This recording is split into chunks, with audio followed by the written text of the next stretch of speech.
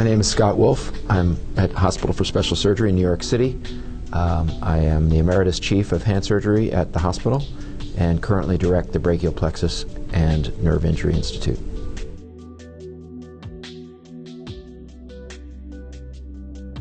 I've always been interested in biology since very early on, junior high school, and mechanics. I'm an athlete. I had some injuries myself.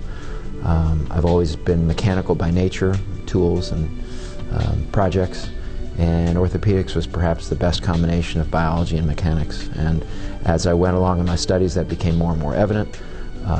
Hand surgery is the pinnacle of that because it involves so many tissues within the body, such a variety of injuries and afflictions of the hand, which affect everything from the vascular supply to the nerves to bones, soft tissues, muscles, ligaments, etc.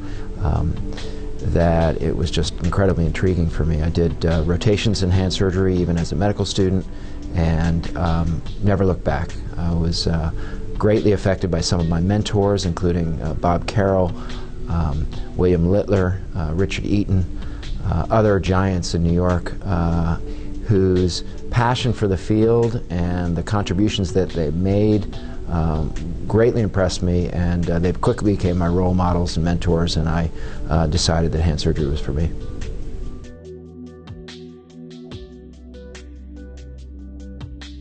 Within hand surgery, there are some very interesting areas that are making tremendous advancements, and I think each sort of decade has its field. And in the 60s and 70s, the beginnings of microvascular work and replantation was done.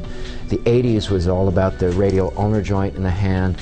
The 90s into novel ways of fixing distal radius fractures, and that carried over into the 2000s.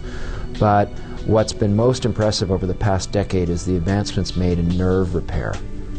Hand surgeons are perhaps most qualified for treating nerve injuries of the upper extremity, perhaps more so than neurosurgeons, because of their understanding of the delicate balance of tissues in the upper extremity. Not just the nerve, but the nerve's effect on the muscles and the tendons and the bones and the soft tissues, and their ability to treat the whole package and to treat the nerve injury, but then subsequently tendon transfers as necessary, joint fusions, replacements, all of that. But beyond that, the advancements made in nerve repair and in particularly nerve biology and nerve transfer are revolutionary, and we're beginning to see advancements in the outcomes of patients that were unforeseen even 2 decades ago. Specifically, patients with severe injuries of their brachial plexus in the neck achieving outcomes of shoulder and elbow recovery that were not even thought of 2 to 3 decades ago through these very novel and innovative nerve transfer techniques.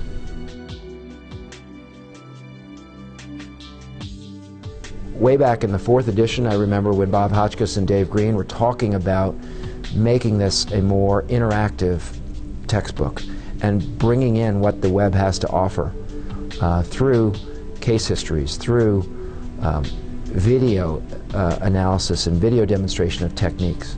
And that's really come to life in the 6th edition, I think perhaps more so than any other edition. And I only see that increasing in the future. I think we're dealing with a new generation of people who have been brought up on the web, who learn and read on the web, who are not entirely shelving their textbooks, but are reaching more and more for the web-based version. And I think it's our obligation, if not our opportunity, to provide education in a whole new light and in a way that our readers really want to receive it. And we have an opportunity to present it in the same old text version, but now a whole new way of illustrating and painting solutions for our audience.